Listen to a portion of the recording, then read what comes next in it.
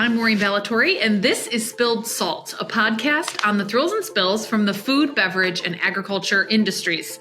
Today's guest is Jacob Fox. He is a regenerative systems consultant based in the Finger Lakes in Geneva, New York, and his mission is to demystify agriculture. So he's really focused on regenerative farming methods, and our conversation today also strolls into some actions that CPG companies and consumers can take to seek out some more sustainable options, as well as Jacob's take on what's next for agriculture. Enjoy the conversation. Thanks for joining me today. We're going to jump right into our questions, and I want to start with a little bit of your background. So you're one of the most passionate people I know when it comes to soil health. I've never met somebody who spoke more passionately about dirt, which I know is the unkind word for it, right? But talk a little bit about how you got into soil health and then specifically regenerative. Yeah, for sure. I mean, for me, it really started with good food. I've been an athlete my whole life. I played college soccer and I've played a high level of various athletics. And so I've always ate pretty well. I kind of discovered that as a trick to staying fit is eating well. And, once you start eating well, there's a lot of good food as well. It's not just all eating kale or, something, the way that a lot of people look at eating well. There's actually a lot of really the discussion between processed and unprocessed is kind of what I stumbled upon. And so as someone who, is a normal city dweller, I was just at the mercy of what my supermarkets could offer me or, where I could acquire this produce. And so, that kind of started a long journey of figuring out how to improve, my food system and my, personal resiliency. So that's been a journey for a long time, but I kind of got involved with agriculture after college. I got involved with the compost industry and I built a company and built a facility and really, talked with a lot of farmers in that industry and, selling them soil, compost. And what I really realized was going around to all those farmers is that's actually what I want to do is I really, really want to farm. And so, that is an interesting conversation because when you tell most people you want to farm, they say, don't do it. You're going to lose money. And so for me, I kind of saw that as a challenge. And I said, all right, let's figure out how to grow good food and make money, and make it, a resilient system, both ecologically, but also financially. And so, I don't come from a traditional agricultural background, but, I'm trying to utilize my skills learned outside of agriculture and applying them to agriculture and really trying to bring more people like me who don't have any family connection to agriculture, but, who come from privilege and who want to spread, knowledge. This isn't new knowledge. A lot of this is indigenous knowledge and, it's been here before, but it's a matter of rediscovering it. And so that really makes me incredibly passionate about it. It's the combination between, eating good and history and working outside and, working with your body and working with others. And that's really, what is my passion sources from. And where are you learning those farming skills? I didn't realize you didn't have a farming background. So where are you finding that education? Yeah, I mean, so lucky to be in the Finger Lakes region. Tons of great farmers around here. I mean, I'd say, 20, 30 of the best farmers in the world, tied for the best farmers in the world are up here. When I say best farmers, I'm talking about like their systems are really, sustainable and regenerative. And, so when I say they're the best farmer, I'm saying they've created a system in which it doesn't, kill them, both either financially or spiritually or environmentally as well. And so, I've learned from a lot of folks in the region. Mike Biltonen is a guy down in the Trumansburg area. Sean Dombrowski runs Edible Acres, which is a perennial plant nursery. John Bates really turned me on to perennials. And these are just folks that are within an hour drive. And then, I mean, I've been super lucky, you know, growing up in this age of technology. Like, there's so much information on YouTube, and Facebook groups are actually some of the best ways to source agricultural information, because, you know, you're connected with people across the world. You can really target them specifically. So let's say, you know, I'm growing perennial vegetables, and, you know, the only other people that are growing perennial vegetables are in, you know, a lot of, you know, what we consider like third world countries, or more like tropical environments. And so you need to kind of learn about, you know, what they're doing and try to apply it to our climate. And so you can talk to these folks through Facebook, which is incredible. And I've made so many great connections. And so I really just started learning about agriculture in about 2016. And now I'm, you know, a few years in, and I mean, I'm try to be humble about it, just because I haven't been in the industry for a while, but the industry, unfortunately, was very much in the dark. And so there's been so much in the past, like 7-10 years, that have been rediscovered. And so I've been lucky enough to be part of that. So let's go back to something that you said earlier about your focus on good food and processed versus unprocessed. What is it about regenerative farming methods that makes the food better? And what does that mean? Like, talk a little bit about that. Yeah, I mean, let's just start with animals. You know, I love the saying, you are what you eat, and you are what you eat eats. And, you know, that, like, you know, we've kind of internalized you are what you eat. You know, if you eat, you know, junk food all day, you're not going to feel good. Well, guess what? If that animal you ate junk food all day, you're also not going to feel good. And, you know, the bygone effects of that, you know, them eating junk food, they have to get more antibiotics. You know, they have to, you know, have way more natural things inputted into the process in order to, you know, make it a sellable product. Versus regenerative, you know, you're really you're doing things as close to, you know, the natural system as possible. Now, you know, that's not exactly as easy as just, you know, letting them go and they know what they're doing. I mean, we've, you know, bred animals different ways. You know, we used to have bison all over the place. Now we have cows. And so, and we also used to have shared land. So you used to be able to, you know, graze. Now we have, you know, so many divides. And so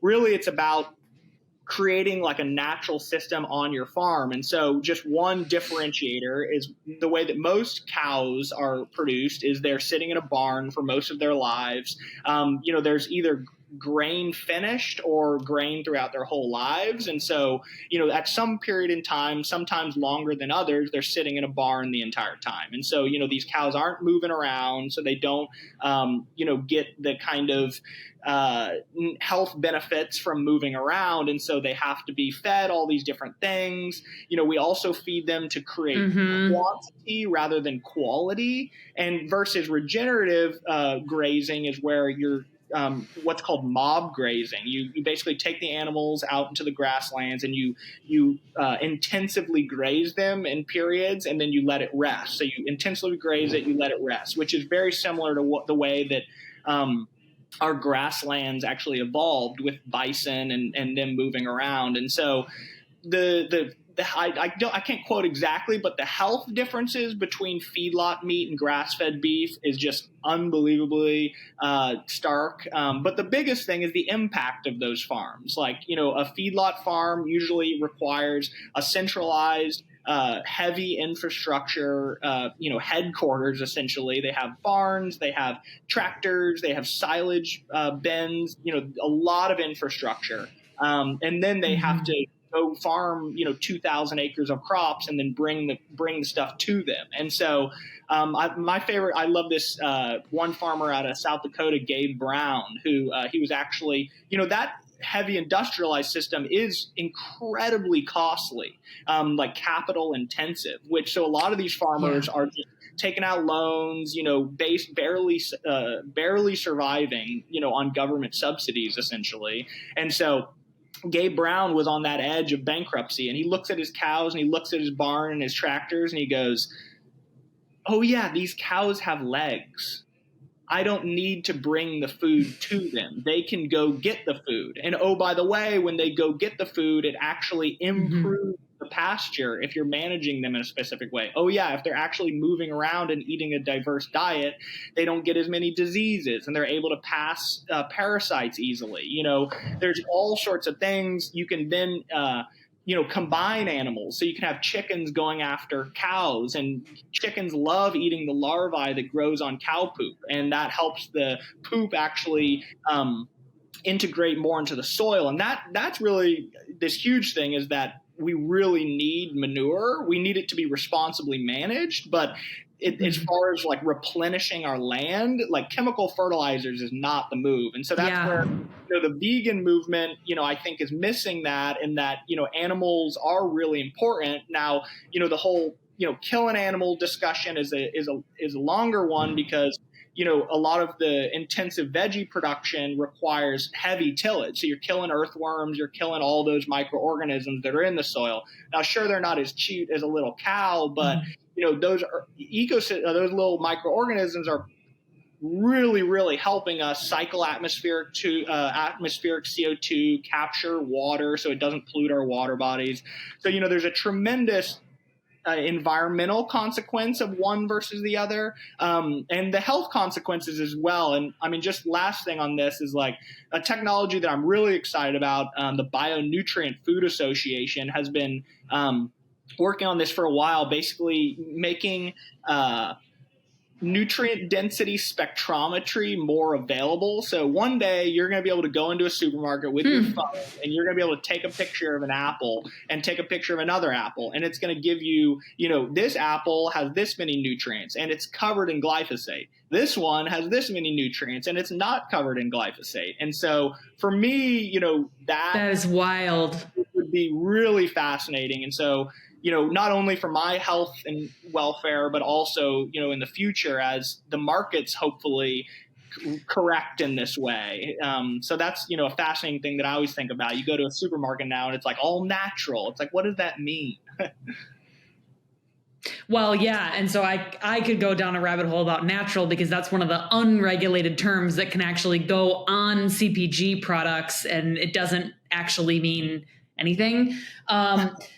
I love ag tech solutions like that you mentioned. And I think those are some of the things that we're most excited to work on with our clients. And we're working with some folks who are doing some really interesting things around methane, which is another conversation for another day. But that technology that you're talking about, to be able to scan for nutrients, would also be life-changing for the global environment too. I mean, imagine in third world countries to be able to measure nutrient density in produce like that would be pretty remarkable. So I think one of the things that's great about the knowledge that you've been able to collect and now share with the world too is this fact that you're new to farming and that you're absorbing, right? You're an open book. It's not, well, that's how my dad did it. I mean, I grew up on a dairy farm. A lot of what you were just explaining is, my dad put our beef cows and the dairy cows out to pasture, and that was how it was done back then, but every farm is different. So you are calling yourself a regenerative systems consultant. And so tell me a little bit about the work that you're doing these days. Are you specifically targeting regenerative systems and kind of helping to share the knowledge that you've learned with other folks to implement that for the benefit of soil health and good food? Yeah, I appreciate you asking that. I mean, that's a really fascinating thing that I've worked for the past 5-6 years as an environmental consultant, a sustainability consultant, a climate smart community coordinator. It's been called many different things. And for me, it's actually missing the point. The sustainability, we can't sustain the way that we're currently at. So, let's throw that one out. Environmental consultant, I think that's too broad. It also, kind of connotates like a certain type of activism or something. And so for me, it's like, no, everything that we do is like a system. Like there's inputs and there's outputs, and those inputs have to come from somewhere and those outputs have to go somewhere as well.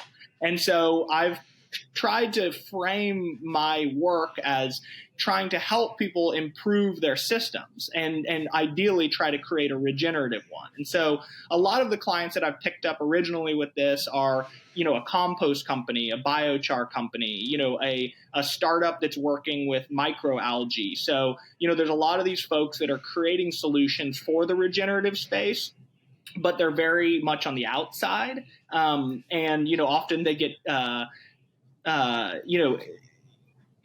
called snake oil salesmen, and because the modern agriculture world is so, it's so caught up in the chemical world that, you start to throw, these alternatives in there, and just the pathway to actually sell fertilizer to farmers is really confusing. Like, most of them have like a certified crop consultant, and there's also crop insurance, and there's so many factors that go in there.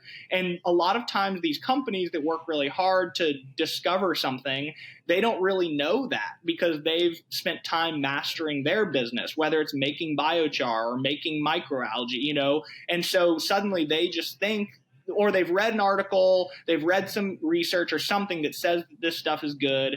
They make it, and now they're like, okay, who's going to buy it? And, that's where I try to help them think about, target markets. I try to help them if they are, already coming from a regenerative space, like, do more of that, as far as like if you're sourcing your products, try to source them more locally. And if if you have waste, make sure that waste is handled in a regenerative fashion. And so there's so much there's like scope 1, scope 2, and scope 3 emissions that kind of refer to emissions that come from a company. And this is all as it relates to, climate goals. And this has become a very popular thing. But most of what people are doing is just like, oh, I need to reach my climate goals. Let's go buy some solar power or something. And, that's a whole right. And honestly, I do support renewable energy. There are a lot of downsides.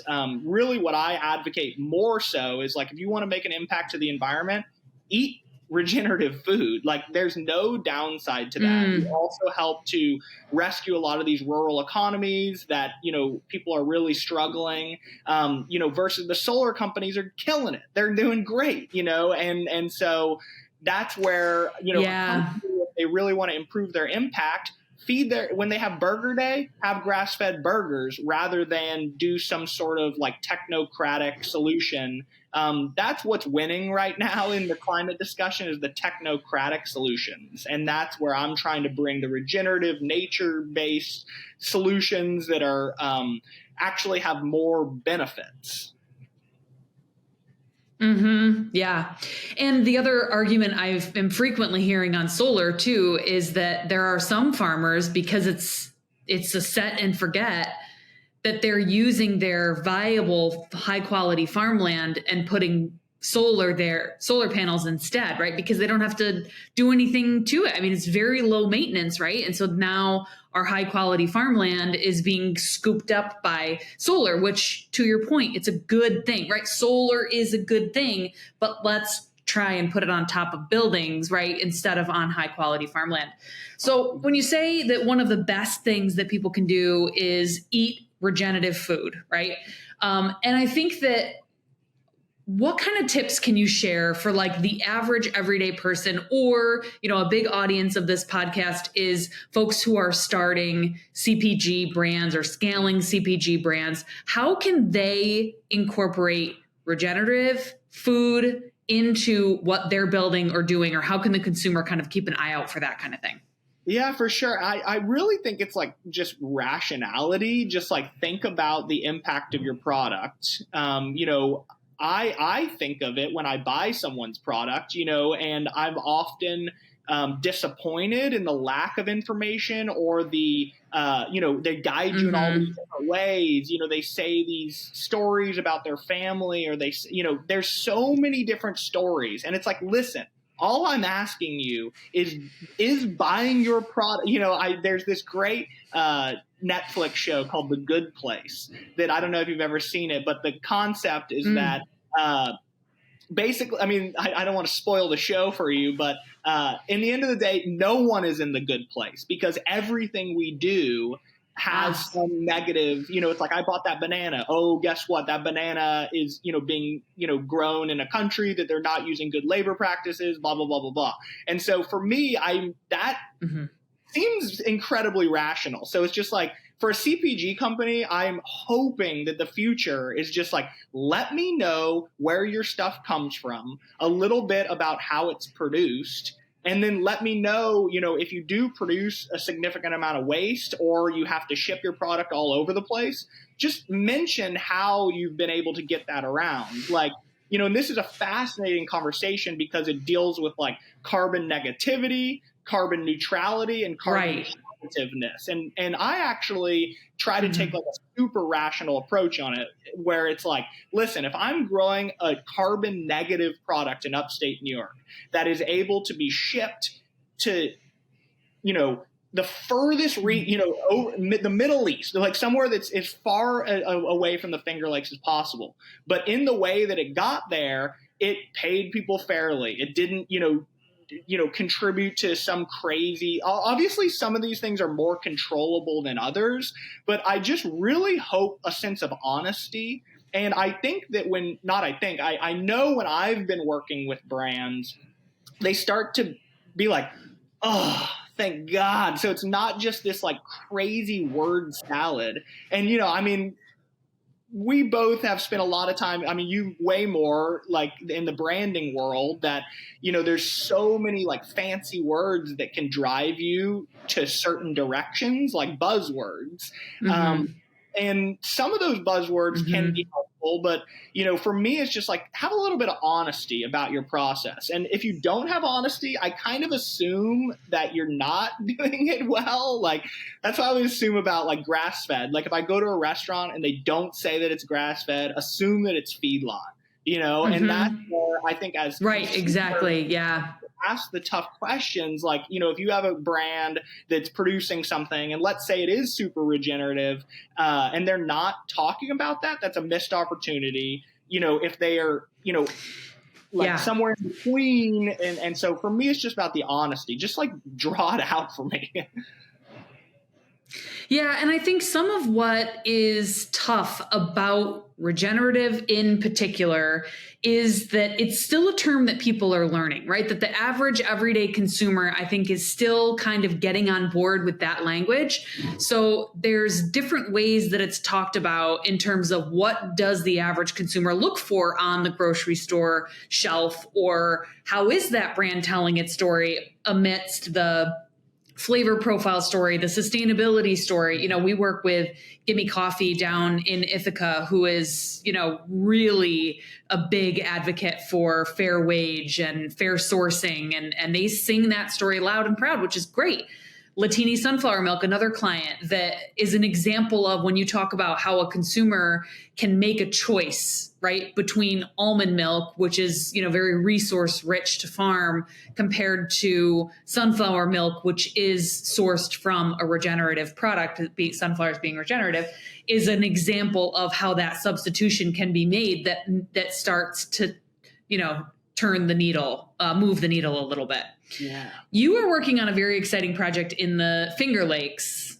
What can you share publicly about that? The compost facility or my farm? The farm.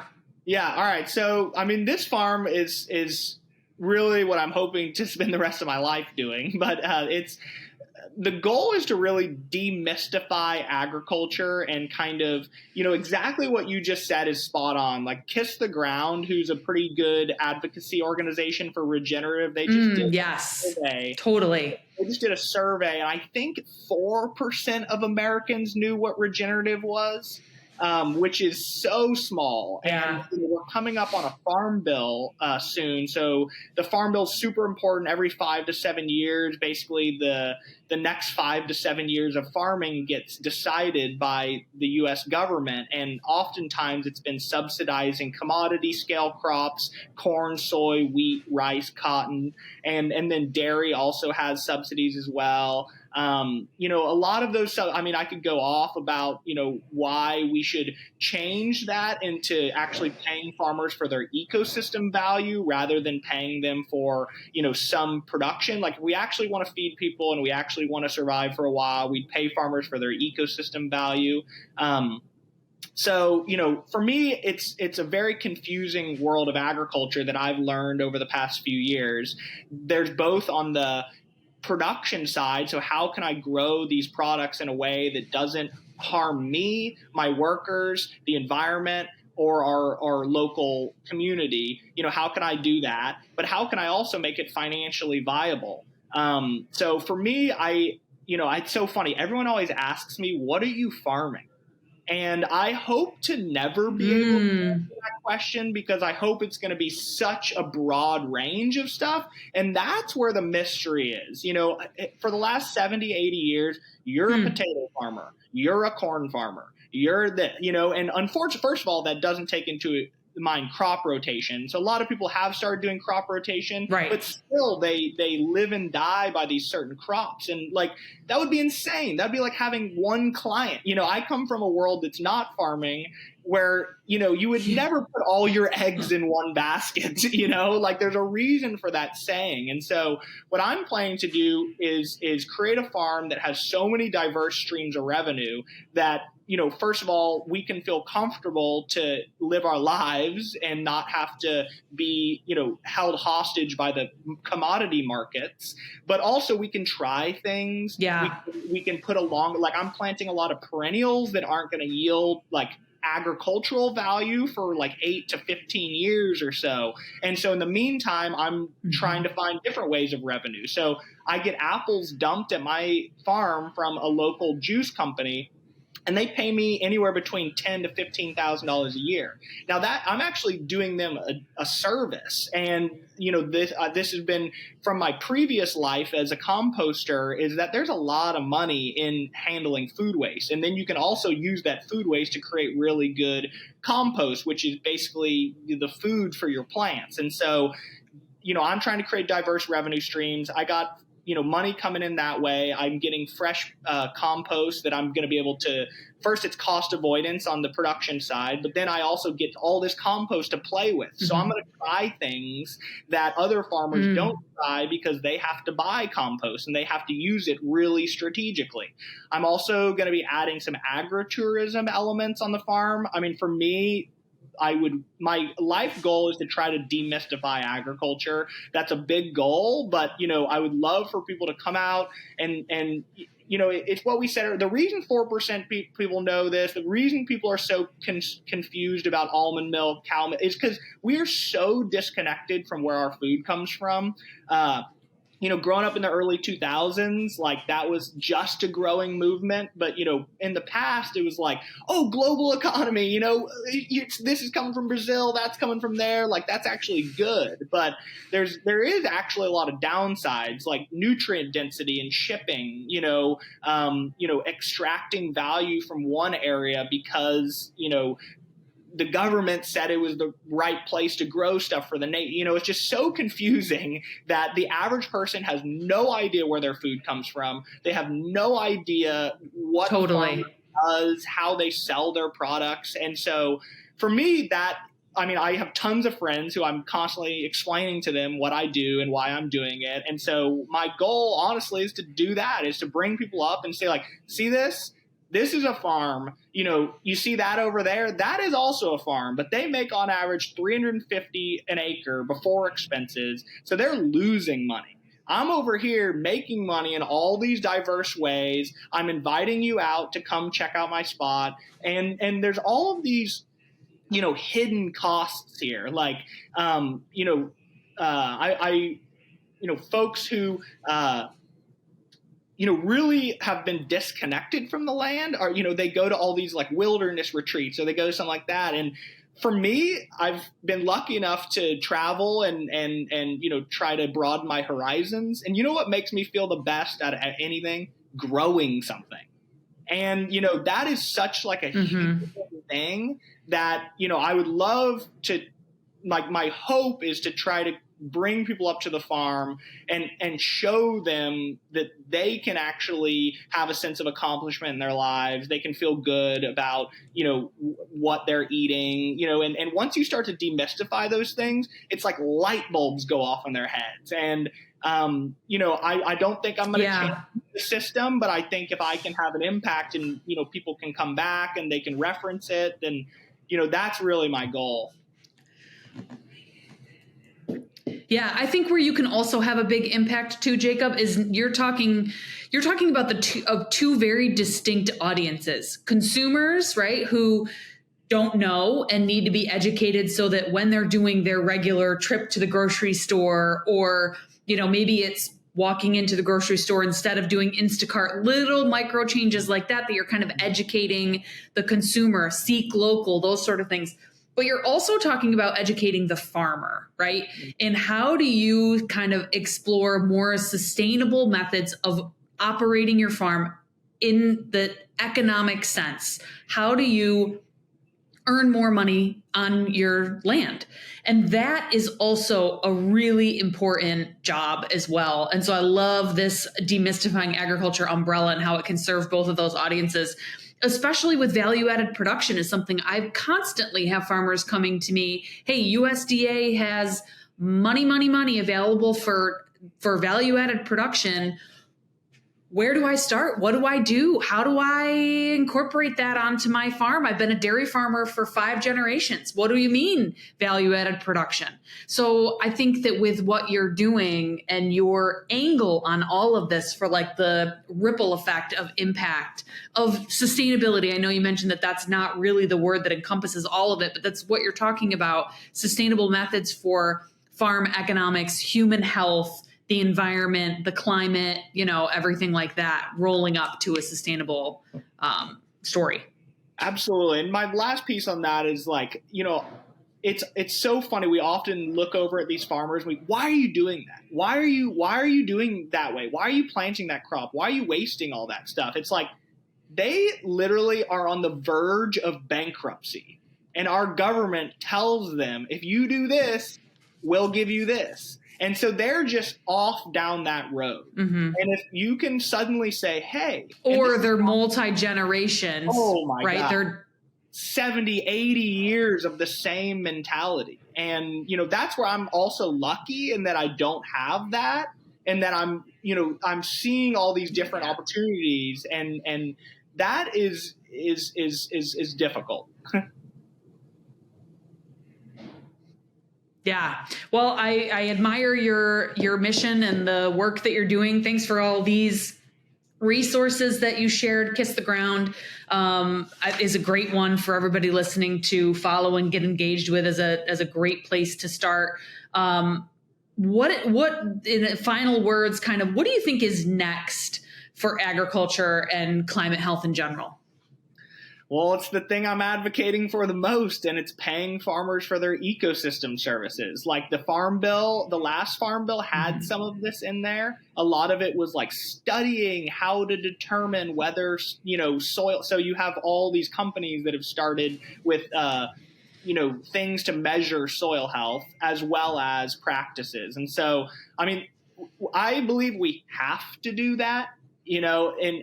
Or we're headed for another Dust Bowl, not to be gloom and doom, but, if we want our land in America to be productive, and if we don't want to import all of our food at a high cost, like we really need to pay farmers for their ecosystem value. And that will also help to solve a lot of our dietary problems. A lot of the farms that are growing these industrial products, because that's the only money they can get. And so I see payment for ecosystem services is the future of agriculture. And the Farm Bill on Kiss the Ground. And by that, you mean helping the farm earn more for creating their own compost and value-added production and kind of doing more with what they're doing on their property. Is that right? Yeah, a lot of farmers are already doing this, for reasons that are very internal, but for example, like the town of Lodi a few years ago washed away because a flood, and it costs millions of dollars to clean a flood, and it costs millions of dollars to clean dirty water.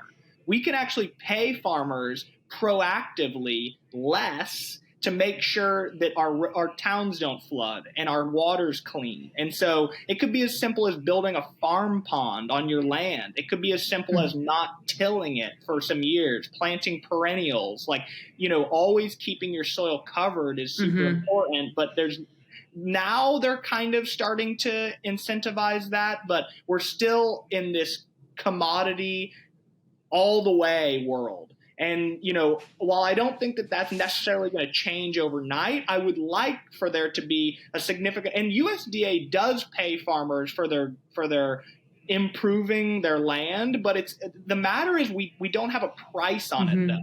And so what does our water, what is the value of the water in the Finger Lakes to us?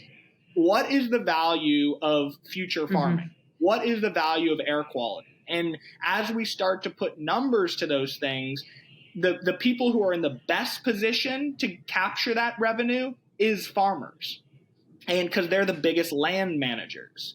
And so suddenly if you put a incentive system in there that was focusing on encouraging them to look after the land better, because it's not a food, the food, we have enough food. That's a myth, is that we need this commodity program in order to produce food. No, it's actually at this point become kind of like a welfare problem to keep farmers alive.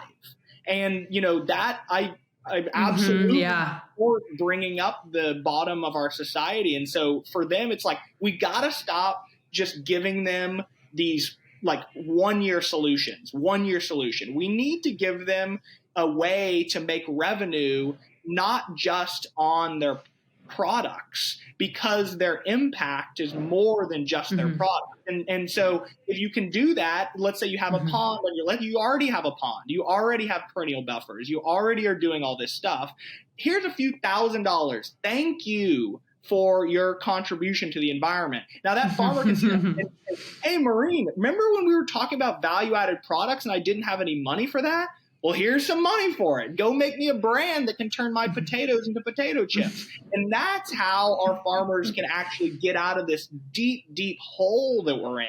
We need to feed them money and resources in ways that will build them up, not just saying oh, your crop failed this year, here's a check. Oh, your crop failed again, here's a check. And that, we're not going forward that way. And so. Yeah, right. You want to get ahead of it. Totally. Yeah. Great tips. Well, Jacob, thank you so much. This is a fascinating conversation. As always, you're a man that moves a million miles an hour, and it's always great to watch you and keep up with the many things that you're doing to contribute to soil health and wellness and regenerative in particular. So thanks for taking time today. Yeah, thanks so much. If you ever want to regale your farm work, come on out. Thank you for listening to Spilled Salt. I'm Maureen Ballatori. For more information about the podcast, visit www.29designstudio.com. If you have questions for me, you can submit them through the contact form on the website. Be sure to like and subscribe wherever you listen to podcasts so you never miss an episode.